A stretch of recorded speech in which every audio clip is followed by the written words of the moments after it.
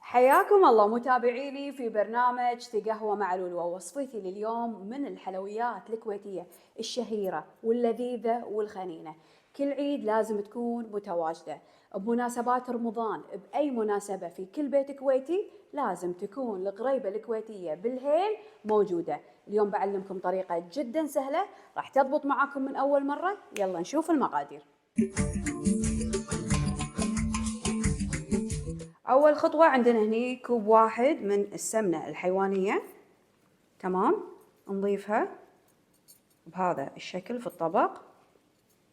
طبعا الحلو بهذه الغريبة انها سهلة وان شاء الله تضبط معاكم من أول مرة ويدوي، ما تحتاج لا خلاط ولا لوية، بيدكم تسوونها. عندي هني كوب واحد من السكر البودر. الحين اللي راح نسويه ان احنا راح نخلطهم خلطا مبرحا لين تصير عندنا الخلطة كريمية هذا الشكل.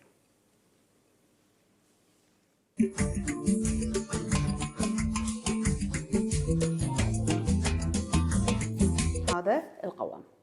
على النار راح احمص نص كوب من طحين النخي اللي هو طحين الحمص لين شري يشقر وياخذ لون ذهبي حلو. بعدها احطه على الخلطة. ليش نحمص طحين النخي هني اول شيء قبل لا نحط الباقي الطحين؟ عادي ما نحمصه، بس طحين النخي. ليش؟ طحين النخي يصير فيه طعم، لما ساعات تاكلون غريبه تحسون وايد طاقي فيها طعم طحين النخي، وساعات شنو لما تاكلون الغريبه تحسون حجكم ناشف وتبون تشربون ماي ما تلذذون فيها. ليش؟ لان الطحين مو محموس. جربوا تحمسونه وايد راح يفرق معاكم بالنكهه. راح انخل الطحين على خلطه السمنه والسكر، طحين النخي.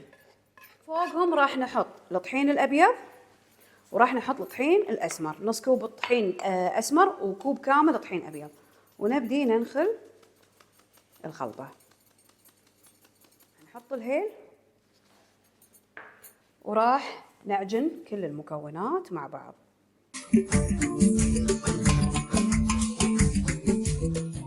سبحان الله للحين ما استوت، بدت تطلع ريحه الغريبه من حطينا الهيل.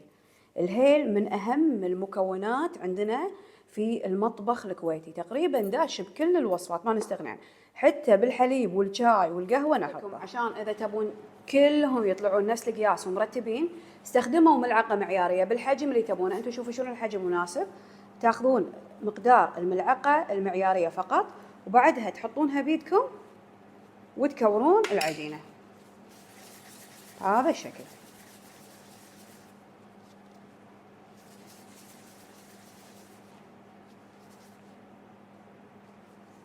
هذه الطريقة ونكرر لين ننتهي من كل. ضروري يا جماعة لما انتم تكورون الغريبة وتحطونها تكونون متباعدين، هذه بعيدة عن هذه وهذه بعيدة عن هذه، لأن بالفرن شوي راح تفرش لا يتلصقون ببعض. اوكي، يعني استخدموا صينيتين وقت التحضير. بعد ما ضبطناها وسوينا الفتحات، طبعا تقدرون تسوونهم بصبع الايد او تقدرون عند اي شيء، يعني لو طرف ملعقة الطبخ كذي بقفشة الاستكانة راح اجيب شوية فستق مطحون واحطه داخل الفتحات بهذا الشكل.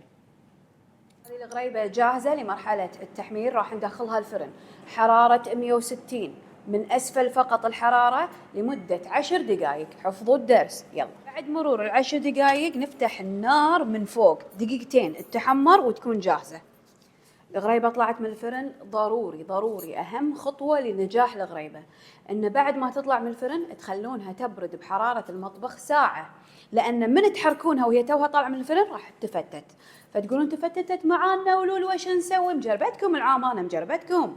فشنو أهم نصيحة؟ تبرد، ما حركها نهائي. بعد ما تبرد ساعة أصفها في طبق التقديم وريحة البيت تهبل كنا عيد. طبق التقديم يا حلوها يا حلوها يا حلوها مرتبة. هذه وصفتي لليوم يا أحباب، صارت جاهزة. وصفة الغريبة بالهيل والفستق الخنينة، تقدرون تقدمونها مع القهوة العربية وتحطونها بعد في مناسبات.